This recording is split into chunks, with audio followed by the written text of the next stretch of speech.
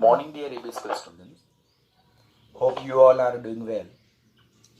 આપણે 11thના ઇક્વિલિબ્રિયમ ચેપ્ટરને બાદ કરતાં બાકીના બધા જ ચેપ્ટર આપણા થઈ ગયા છે અને 12thના પણ આપણે ઓર્ગેનિકનું હેલો એલ્કેન હેલો એરિન કમ્પ્લીટ થઈ ગયું. આલ્કોહોલ ફિનોલ ઇથર ચાલતું હશે. ડીએનએફ અને ડીએનએફના વિડીયો કીર્તિ સરના શિશિક સરના ઓલરેડી અપલોડ કરેલા છે, તમારા જોવાઈ ગયા હશે. અને સાથે સાથે અત્યારે 12મા ધોરણનો પાર્ટ 2નું chapter number 16 chemistry in everyday life ચાલે છે.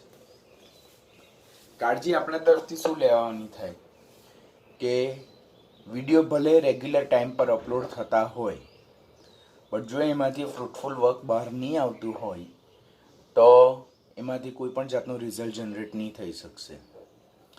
દેટ મીન્સ સ્કૂલ લેવલ તરફથી, મેનેજમેન્ટ લેવલ તરફથી, ટીચર લેવલ તરફથી બધા જ એફર્ટ્સ થતા હોય, પરંતુ જો આપણે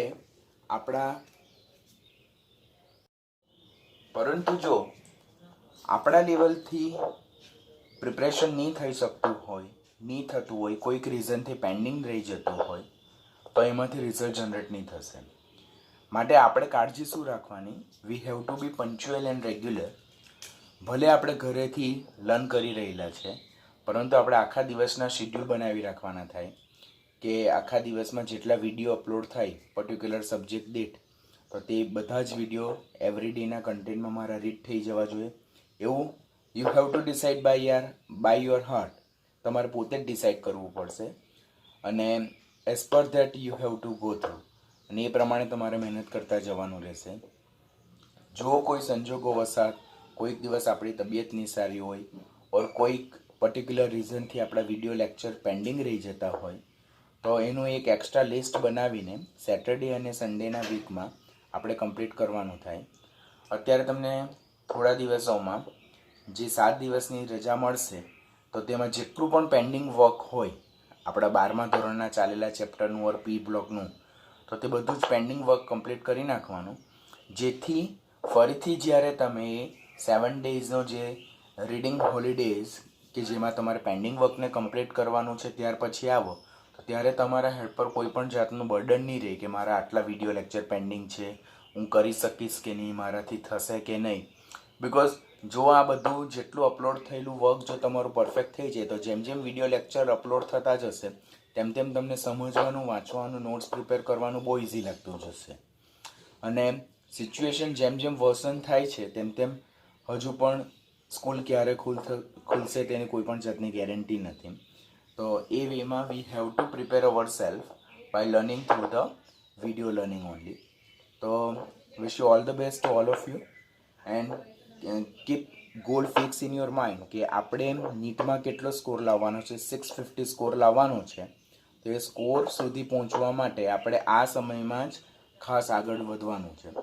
બોર્ડ ભલે સિલેબસ ઓછો કરે, પરંતુ જે એનસીઆરટી છે તો તે એનો સિલેબસ ઓછો નહીં કરશે. દેટ મીન્સ નીટમાં તો આપણે ઘણા બધા જ ચેપ્ટરને પરફેક્ટ કરવાના રહેશે. હજુ કોઈ પણ જાતનું ડિક્લેરેશન આવ્યું નથી, બટ એટ પ્રેઝન્ટ આપણે એવી તૈયારી રાખવાની કે નીટમાં એક્ઝામ ડિલે થાય છે, તમારી નીટની 2021ની એક્ઝામ ડિલે થાય છે પરંતુ સિલેબસ ફૂલ છે, તો એ રીતે આપણે પ્રિપરેશન કરતા જવાનું અને બધું જ આપણે બધા સાથે ભેગા મળીને આ સિચ્યુએશનને બી આપણે સારામાં સારી રીતે સોલ્વ કરી શકશું. But you are the ultimately hero of the centre. એટલે દેટ મીન્સ કે તમારે જ પરફેક્ટલી પ્રિપેર કરવાનું રહેશે અને એવરીડેનું કન્ટેન્ટ એવરીડે પ્રિપેર કરતા રહેવાનું, થોડા સમયે એને રિવાઇઝ કરતા રહેવાનું. કારણ કે જો રિવિઝન અમુક ટાઈમ ઇન્ટરવલ પર નહીં થશે તો પણ તમને કન્ટેન્ટ યાદ નહીં રહેશે. તો be very careful, take care of self. હવે આપણે સ્ટાર્ટ કરીએ ટોપિક નંબર 16.2.1 ઉત્સેચકો ઔષધના લક્ષ્ય તરીકે, એટલે કે enzyme as a drug target. આપણને ખ્યાલ છે કે આપણા શરીરમાં જુદા જુદા બૃહદ જૈવિક અણુઓ આવેલો છે જેને બાયોમેક્રોમોલિક્યુલ્સ કહેવામાં આવે. જૈવિક અણુ એટલે શરીરની જુદી જુદી જૈવ રાસાયણિક પ્રક્રિયામાં અગત્યનો ભાગ ભજવે. અને બૃહદ અણુ that means they are having high molecular masses in લેખ યુનિટ્સ, એટલે લાખોમાં એમના મોલેક્યુલર માસ હોય. તો આપણા શરીરમાં જુદા જુદા જૈવિક અણુઓમાં આપણે લાસ્ટ લેક્ચરમાં જોયું કે એ રિસેપ્ટર પણ આવી શકે, ત્યાર પછી એ ઉત્સેચકો પણ આવી શકે, કાર્બોહાઈડ્રેટ પણ આવી શકે, પ્રોટીન પણ આવી શકે, ન્યુક્લિક એસિડ પણ આવી શકે અને લિપિડ પણ આવી શકે. તો જ્યારે આપણા શરીરમાં કોઈ પણ મેડિસિન બાય એની વે, કોઈ બી વેથી આપણા શરીરમાં દાખલ કરવામાં આવે તો એ જે મેડિસિન જે છે, એ જે ડ્રગ જે છે, તો આ જુદા જુદા જૈવિક અણુ પર પહેલાં ઇન્ટરેક્ટ કરે. જુદી જુદી ઔષધો જે છે, ડ્રગ્સ છે, તેના ટાર્ગેટ મોલેક્યુલ્સ કેવા હોય છે? જુદા જુદા હોય છે. કે અમુક ઔષધો કાર્બોહાઈડ્રેટને પોતાના ટાર્ગેટ બનાવે, તો અમુક ઔષધો પ્રોટીનને પોતાના ટાર્ગેટ બનાવે, અમુક ઔષધો ન્યુક્લિક એસિડ પર એટેક કરતી હોય, અમુક ઔષધો એન્ઝાઇમો રિસેપ્ટર સાથે ઇન્ટરેક્ટ કરતી હોય. આ જુદા જુદા જે જૈવિક અણુ છે તેના કાર્યો જુદા જુદા છે. જેમ કે આપણે જોયું તો પ્રોટીન અને લિપિડ્સ જે છે તો તે સેલ વોલનું સ્ટ્રક્ચરમાં ભાગ ભજવે. ત્યાર પછી ન્યુક્લિક એસિડ એ જનીનિક માહિતીનો સંગ્રહ કરવાનું કાર્ય કરે. ઉત્સેચકો જેને એન્ઝાઇમ કહેવામાં આવે, they are acting as a biocatalyst, એટલે જૈવ રાસાયણિક પ્રક્રિયાને ઉદ્દીપિત કરે છે, તેમનો વેગ વધારે છે. આમ શરીરમાં જુદા જુદા જૈવિક અણુઓ છે. રિસેપ્ટર જે છે તો તે કમ્યુનિકેશન સેન્ટરમાં અગત્યનો ભાગ ભજવે. રિસેપ્ટર જેને ગ્રાહી પદાર્થ કહેવામાં આવે. આમ જુદા જુદા જૈવિક અણુના કાર્ય શરીરમાં કેવા હોય છે? જુદા જુદા. એટલે દાખલ કરવામાં આવતી ડ્રગ્સ જે છે તો આ કોઈ પણ એક જૈવિક અણુ પર ફોકસ કરતી હોય અને એને પોતાનો ટાર્ગેટ મોલેક્યુલ્સ બનાવતી હોય. આજે આપણે જે શીખવાના છે તો ઉત્સેચકો ઔષધના ટાર્ગેટ તરીકે છે. એટલે આપણા શરીરમાં જે ઔષધ દાખલ થવા જઈ રહેલી છે તો તે કોને ટાર્ગેટ બનાવે છે? ઉત્સેચકને ટાર્ગેટ બનાવે છે.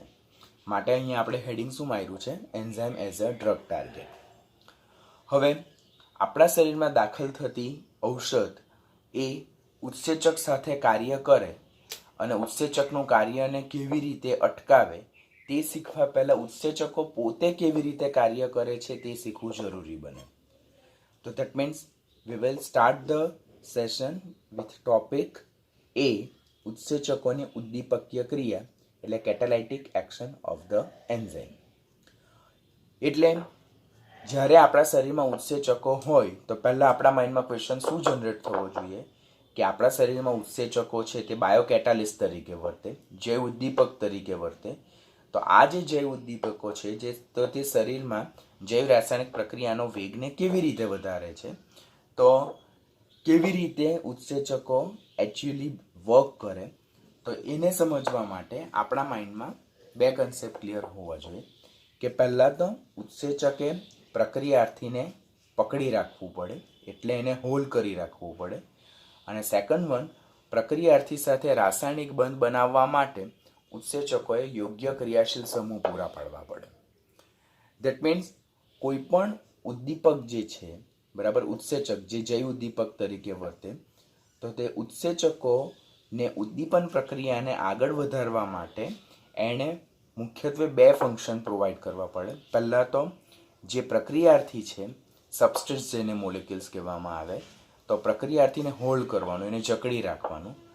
અને બીજું એનું કાર્ય શું છે કે જે પ્રક્રિયાર્થીને જકડી રાખેલો છે તેની સાથે રાસાયણિક બંધ બનાવવા માટે યોગ્ય ક્રિયાશીલ સમૂહ પૂરા પાડવાનું. આમ ઉદ્દીપકીય પ્રક્રિયામાં ઉત્સેચકના મુખ્ય બે કાર્ય, પ્રક્રિયાર્થીને જકડી રાખવાનું અને પ્રક્રિયાર્થી સાથે રાસાયણિક બંધ બનાવવા માટે યોગ્ય ક્રિયાશીલ સમૂહ પ્રોવાઈડ પાડવા. હવે ટોપિકને આગળ વધારીએ તે અનુસાર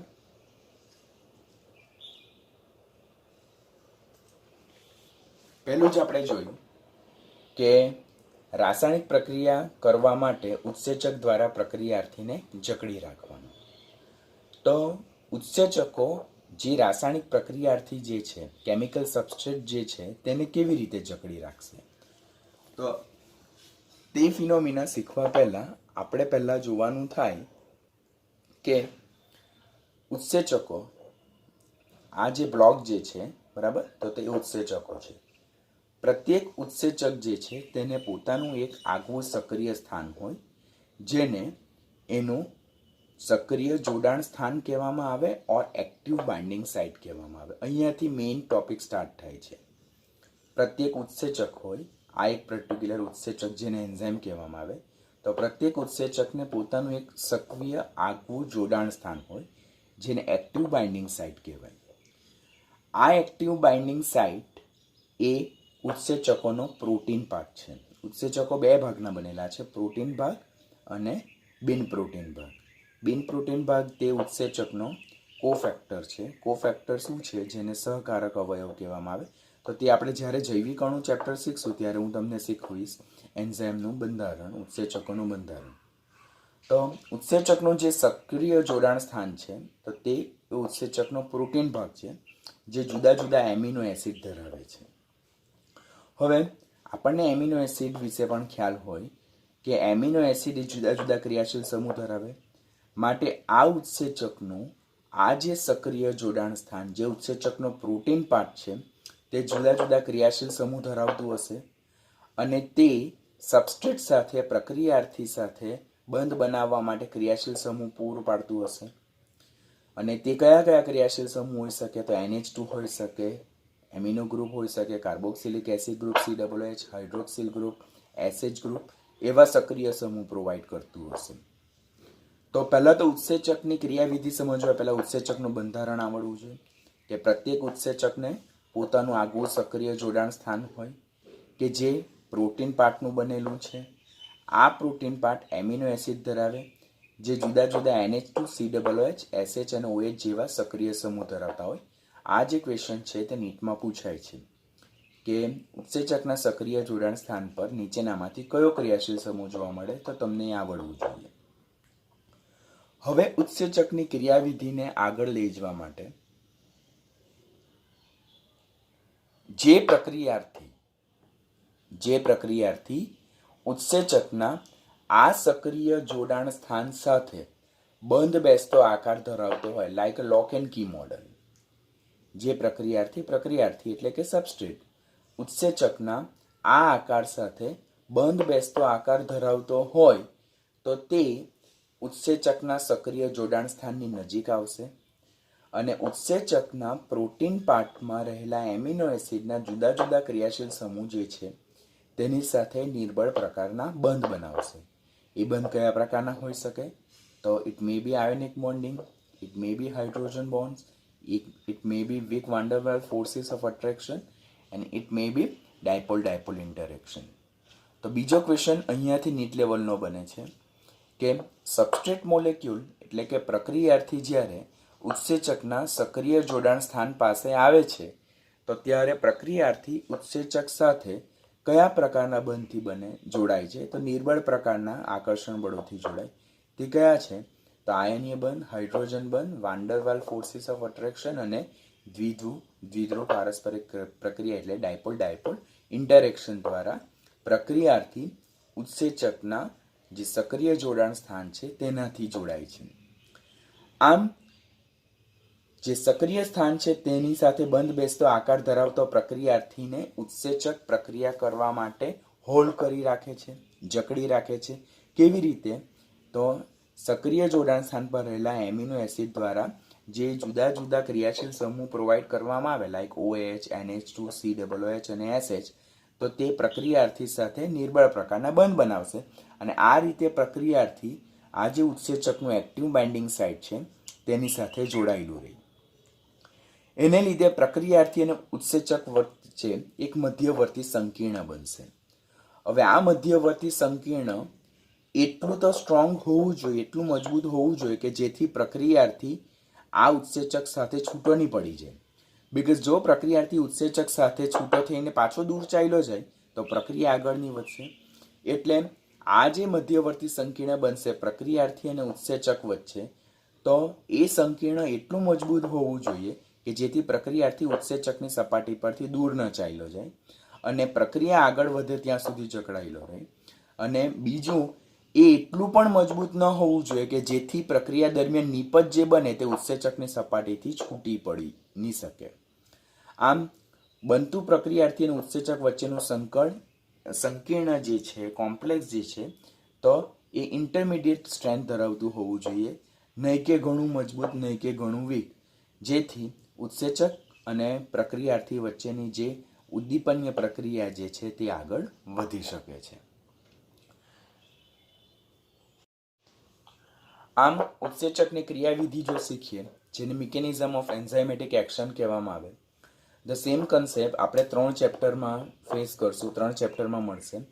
એક આ ચેપ્ટરમાં પણ, બીજું બાયોમોલેક્યુલ્સ ચેપ્ટર નંબર 14, અને બીજું સરફેસ કેમિસ્ટ્રી પૃષ્ઠ રસાયણ વિજ્ઞાનમાં પણ સેમ ટોપિક આવશે કે ઉત્સેચક જેને એન્ઝાઇમ કહેવામાં આવે, જેને આપણે સંજ્ઞા શું આપી છે, ઈ આપી છે, તો તે પ્રક્રિયાર્થી એટલે કે સબસ્ટ્રેટ સાથે પ્રક્રિયા કરે. એટલે કે ઉત્સેચક જેને પોતાનું એક આગવું સક્રિય સ્થાન હોય તેની સાથે બંધ બેસતો આકાર ધરાવતો પ્રક્રિયાર્થી, એની સાથે બંધ બેસતો આકાર ધરાવતો જ. જો હવે પ્રક્રિયાર્થી અહીંયા સ્ફેરિકલ શેપનો હોય, ગોળાકાર આકારનો હોય, તો તે એક્ટિવ બાઇન્ડિંગ સાઇટ સાથે જોડાઈ શકતો નથી, બીકોઝ એનો આકાર આ જે સક્રિય જોડાણ સ્થાન છે તેને મળતો આવતો નથી. એટલે ઉત્સેચકના જે સક્રિય સ્થાન છે તેની સાથે બંધ બેસતો આકાર ધરાવતો પ્રક્રિયાર્થી એની પાસે આવે છે. બરાબર. પ્રક્રિયાર્થી એ ઉત્સેચકના સક્રિય સ્થાન સાથે નિર્બળ પ્રકારના બંધ બનાવે છે. કેવી રીતે? તો ઉત્સેચકના જે સક્રિય સ્થાન પર રહેલા જે એમિનો એસિડ જે છે, તો તે જુદા જુદા NH2, SH, OH અને COOH જેવા ક્રિયાશીલ સમૂહ પ્રોવાઈડ કરે. તે આ પ્રક્રિયાર્થીને જકડી રાખે. કયા પ્રકારના બંધ દ્વારા? તો આપણે આયનીય બંધ, હાઇડ્રોજન બંધ, વાન્ડરવાલ્સ પ્રકારના આકર્ષણ બળો અને દ્વિધ્રુવ પ્રકારના આકર્ષણ બળો દ્વારા આ પ્રક્રિયાર્થી અહીંયા જકડાઈ રહી. અને શું બને છે? Enzyme substrate complex. એટલે કે ઉત્સેચક અને પ્રક્રિયાર્થી એકબીજા સાથે રિવર્સિબલી જોડાઈને, કેવી રીતે? રિવર્સિબલી જોડાઈને ઉત્સેચક પ્રક્રિયાર્થી સંકીર્ણ બને છે. આ સાઇન દર્શાવે છે કે આ બનતું સંકીર્ણ કેવું છે? અસ્થાયી છે.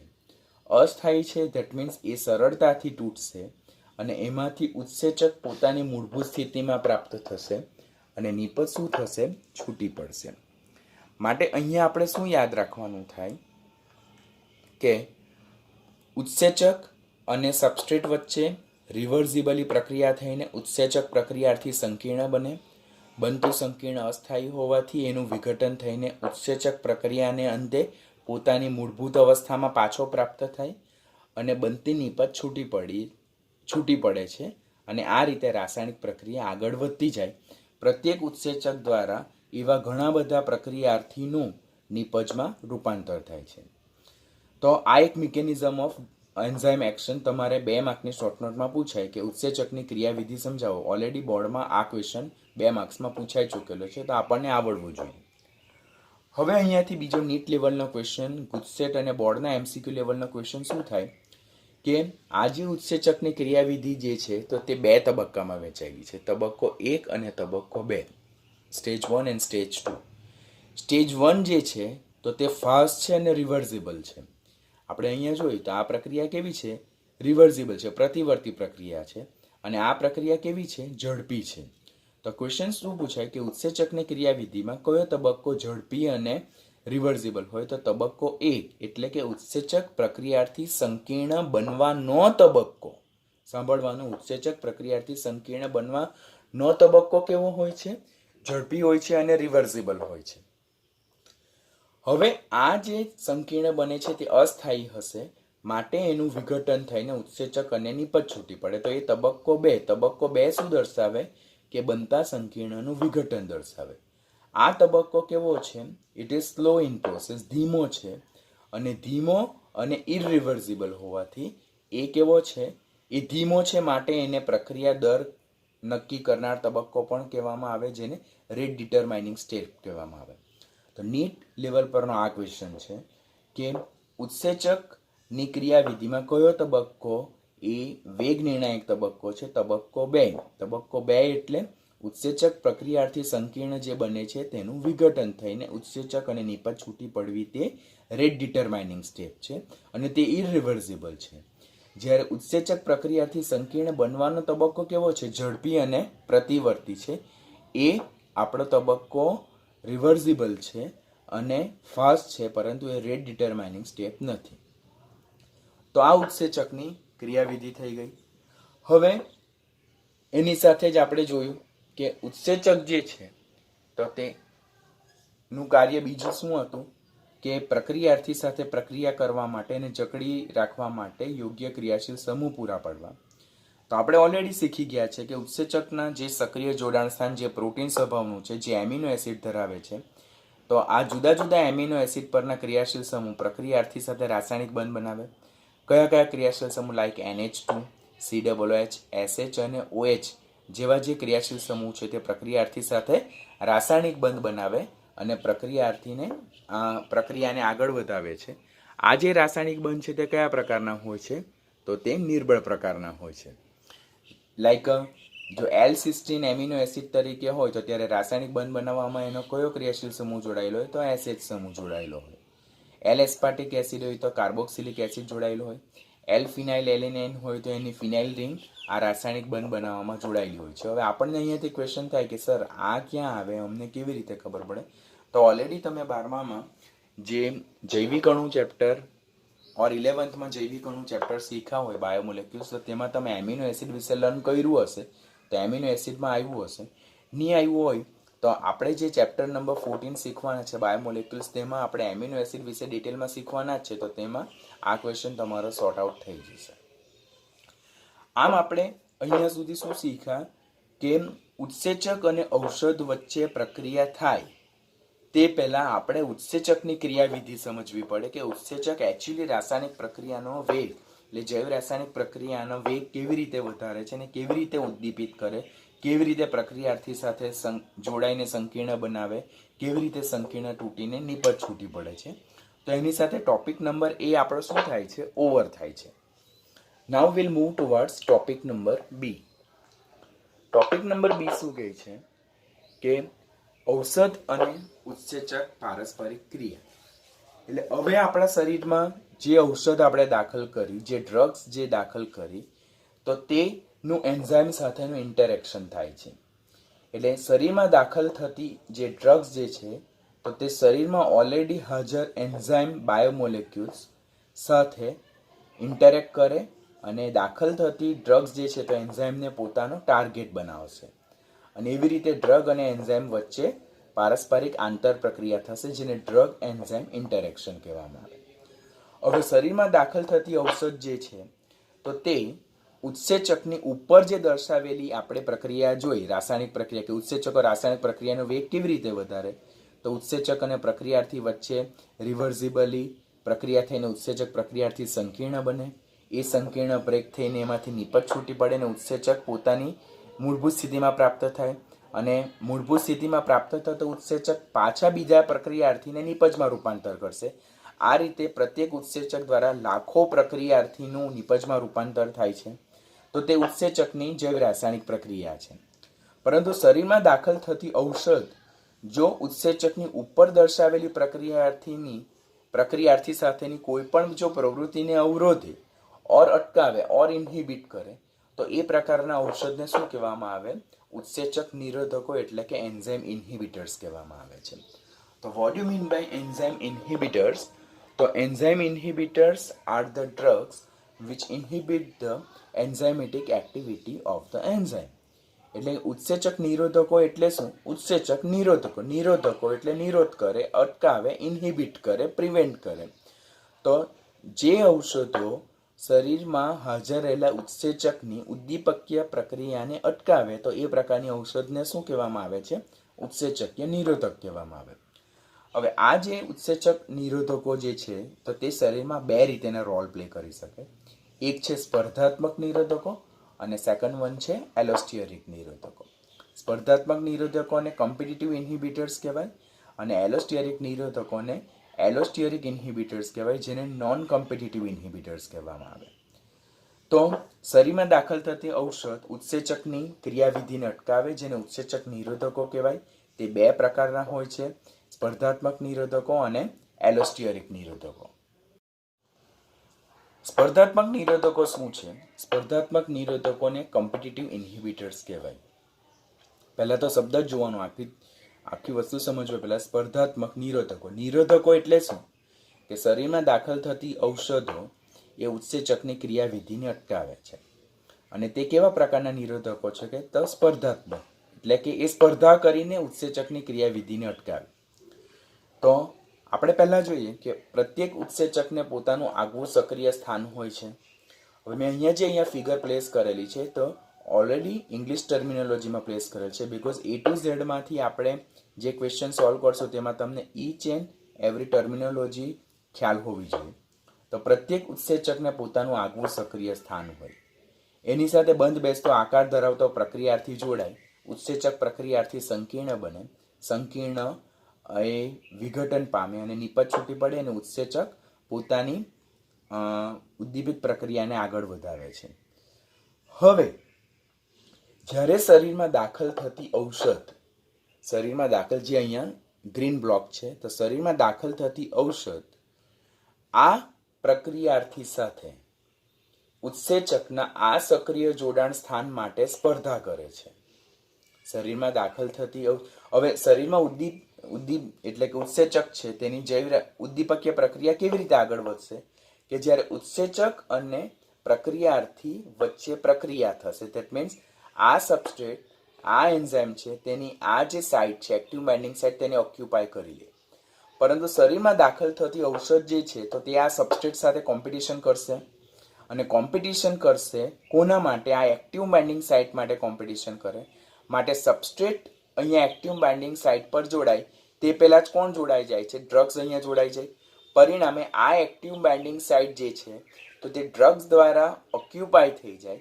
પરિણામે પ્રક્રિયાર્થી એટલે કે સબસ્ટ્રેટ મોલેક્યુલ ઉત્સેચકના એક્ટિવ બાઇન્ડિંગ સાઇટ સાથે જોડાઈ શકતો નથી. જો જોડાઈ શકતો નથી તો ઉત્સેચકની જૈવ રાસાયણિક પ્રક્રિયા આગળ વધવાની નથી. તો આ પ્રકારના જે ઔષધો છે તેને શું કહેવામાં આવે છે? સ્પર્ધાત્મક નિરોધકો. સ્પર્ધાત્મક નિરોધકો એટલે શું? તો એવી પ્રકારની ઔષધો જે પ્રક્રિયાર્થી સાથે શું કરે છે? કોમ્પિટિશન કરે, સ્પર્ધા કરે છે. કોના માટે? તો ઉત્સેચકના સક્રિય જોડાણ સ્થાન માટે. અને પ્રક્રિયાર્થી ઉત્સેચકના સક્રિય સ્થાને જોડાય તે પહેલા ઔષધો પોતે એ સક્રિય સ્થાન સાથે જોડાઈ જશે અને આ રીતે ઉત્સેચકની જે જૈવ રાસાયણિક પ્રક્રિયાને અવરોધે, ઇન્હિબિટ કરે. તો એ પ્રકારના ઔષધોને સ્પર્ધાત્મક નિરોધકો એટલે કોમ્પિટિટિવ ઇન્હિબિટર્સ કહેવામાં આવે છે. નાઉ અલોસ્ટિયરિક નિરોધકો એટલે શું? તો અલોસ્ટિયરિક નિરોધકો એટલે શું? તો આપણે આકૃતિ દ્વારા જ સમજી લઈએ કે ઉત્સેચક જે છે તો તેને પોતાનું આગવું સક્રિય સ્થાન હોય, તેના પર જ પ્રક્રિયાર્થી જોડાઈને પ્રક્રિયા આગળ વધાવે છે. પરંતુ ઔષધો જે છે તો they are having capacity, they are having ability કે જેઓ ઉત્સેચકના સક્રિય સ્થાન સિવાયના પણ બીજા કોઈ સ્થાને જોડાઈ શકે. તો જે સક્રિય સ્થાન સિવાયનું ઉત્સેચકનું બીજું જે સ્થાન છે જેના પર ઔષધો જોડાય છે તો એ સ્થાનને શું કહેવામાં આવે છે? અલોસ્ટિયરિક બાઇન્ડિંગ સાઇટ કહેવામાં આવે. શું કહેવામાં આવે છે? અલોસ્ટિયરિક બાઇન્ડિંગ સાઇટ. પહેલાં તો આપણને અલોસ્ટિયરિક બાઇન્ડિંગ સાઇટ એટલે શું તે ખબર હોવું જોઈએ કે ઉત્સેચકનું સક્રિય જોડાણ સ્થાન કે જેના પર પ્રક્રિયાર્થી પણ જોડાઈ શકે અને ઔષધ પણ જોડાઈ શકે. પરંતુ જે ઉત્સેચકનું સક્રિય સ્થાન છે તેના સિવાયના અલગ સ્થાન પર જ્યારે ઔષધો જોડાય તો એ અલગ સ્થાનને શું કહેવામાં આવે છે? અલોસ્ટિયરિક સાઇટ. હવે આ અલોસ્ટિયરિક સાઇટ પર ફક્ત ને ફક્ત ઔષધો જોડાઈ શકે, એના પર સબસ્ટ્રેટ મોલેક્યુલ એટલે કે પ્રક્રિયાર્થી જોડાઈને પ્રક્રિયાને આગળ વધારી શકતો નથી. માટે જ્યારે નિરોધક એટલે કે ઇન્હિબિટર્સ એટલે કે ડ્રગ એટલે કે ઔષધ એ ઉત્સેચકના અલોસ્ટિયરિક બાઇન્ડિંગ સાઇટ પર જોડાય છે તો ત્યારે એ ઉત્સેચકનું જે સક્રિય સ્થાન છે તેનો આકાર બદલી કાઢશે. ફરીથી સમજાવું કે શરીરમાં દાખલ કરવામાં આવતી ઔષધ જે ઇન્હિબિટર, એન્ઝાઇમ ઇન્હિબિટર ઉત્સેચક નિરોધક તરીકે વર્તે, તે ઉત્સેચકના સક્રિય જોડાણ સ્થાન સિવાયનું અલગ સ્થાન પર જોડાય જેને અલોસ્ટિયરિક સાઇટ કહેવામાં આવે છે. હવે જ્યારે ઔષધ આ એલોસ્ટિયરિક જોડાણ સ્થાન પર જોડાય છે તો ત્યારે એ શું કરે છે કે ઉત્સેચકનું જે સક્રિય જોડાણ સ્થાન છે તેનો આકાર બદલી કાઢે છે. હવે સક્રિય જોડાણ સ્થાનનો આકાર બદલાઈ જાય. ઔષધ તો પોતે ક્યાં જોડાયેલો છે? સક્રિય સ્થાન સાથે નથી જોડાયેલો, એ તો એના અલોસ્ટિયરિક સ્થાન સાથે જોડાયેલો છે. પરંતુ એ જ્યારે અલોસ્ટિયરિક સાઇટ પર જોડાય છે તો ત્યારે ઉત્સેચકનો જે સક્રિય સ્થાન છે તેનો આકાર શું કરી નાખે છે? બદલી નાખે. એ આકાર બદલી નાખે. પરિણામે જે એક્ટિવ બાઇન્ડિંગ સાઇટ સાથે બંધ બેસતો આકાર ધરાવતો પ્રક્રિયાર્થી તે અહીંયા નજીક આવે, પરંતુ તે આ સ્થાનને શું કરી શકતો નથી? એ સ્થાનને ઓળખી શકતો નથી. એને પારખી શકતો નથી. પરિણામે સબસ્ટ્રેટ હવે એક્ટિવ બાઇન્ડિંગ સાઇટ ફ્રી હોવા છતાં પણ એક્ટિવ બાઇન્ડિંગ સાઇટ ફ્રી હોવા છતાં પણ સબસ્ટ્રેટ મોલેક્યુલ પ્રક્રિયાથી અહીંયા જોડાઈ શકતો નથી.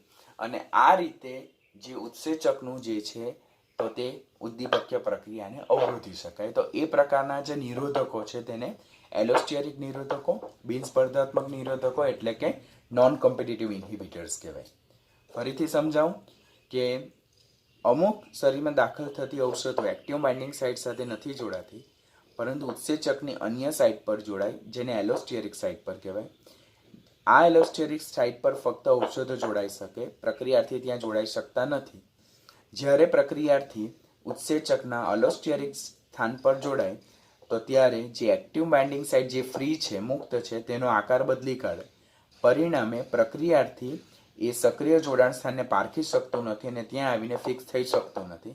પરિણામે ઉત્સેચક પ્રક્રિયાર્થી વચ્ચે પ્રક્રિયા આગળ વધતી નથી અને રાસાયણિક પ્રક્રિયા અટકી જાય છે. તો આ પ્રકારના નિરોધકોને શું કહેવામાં આવે છે? એલોસ્ટેરિક ઇન્હિબિટર્સ કહેવામાં આવે છે.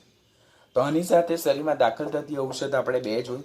કોમ્પિટિટિવ ઇન્હિબિટર્સ, જેને સ્પર્ધાત્મક નિરોધકો કહેવાય, કે જે પ્રક્રિયાર્થી સાથે ઉત્સેચકના સક્રિય જોડાણ સ્થાન સાથે સ્પર્ધા કરે, પ્રક્રિયાર્થીનું સક્રિય જોડાણ સ્થાન સાથેનું જોડાણ અટકાવે અને આ રીતે જે ઉત્સેચક છે તેની પ્રક્રિયા અટકાવશે.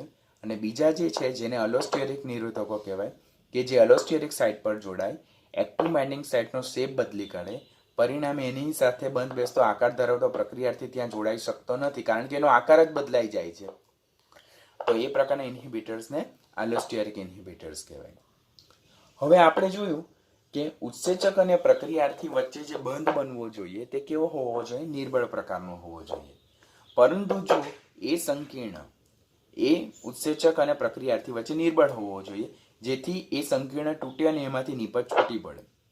ઘણી વખત શું થાય કે ઉત્સેચક અને જે ઇન્હિબિટર્સ છે, નિરોધક છે, તેના વચ્ચેનો બંધ પ્રબળ બની જાય, સહસંયોજક બંધ બની જાય, તો એ સરળતાથી તૂટી નહીં શકે અને એવા કિસ્સામાં ઉત્સેચક એ ડ્રગ્સ દ્વારા લાંબા સમય સુધી ઓક્યુપાઈ રહે, તો એ પણ શરીરમાં ડિસએડવાન્ટેજ એટલે કે એડવર્સ ઇફેક્ટ પ્રોડ્યુસ કરશે.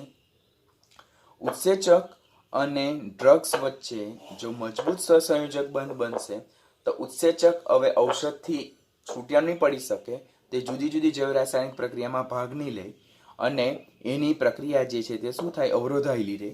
તો એ કિસ્સામાં શું થાય છે કે આપણું જે શરીર જે છે તો તે આ જે ઉત્સેચક અને નિરોધક સંકીર્ણ છે તેને બ્રેક કરવાનું, એનું ડિકમ્પોઝિશન કરવાની કેપેસિટી ધરાવે, એનું વિઘટન કરે અને નવા ઉત્સેચકનું સંશ્લેષણ કરે છે. તો આ રીતે આપણે ઉત્સેચકની ક્રિયાવિધિ આ સેશનમાં કમ્પ્લીટ કરી, ઉત્સેચકની ઉદ્દીપનની પ્રક્રિયા કમ્પ્લીટ કરી અને ઉત્સેચકની ઉદ્દીપનની પ્રક્રિયાને કેવી રીતે અવરોધી શકાય તેના વિશે જોયું. તો તમારે ટોપિકને ધ્યાનથી શીખવાનું. ટેક્સ્ટબુકમાં ઓલરેડી ટોપિક મેન્શન કરેલ છે 16.2.1, પરંતુ તમે એમાંથી વાંચશો તો તમને ઇઝીલી સમજ નહીં પડશે. તો આ નોટ્સ પ્રમાણે રેડી કરતા જવાનું, રેડી થઈ જશે.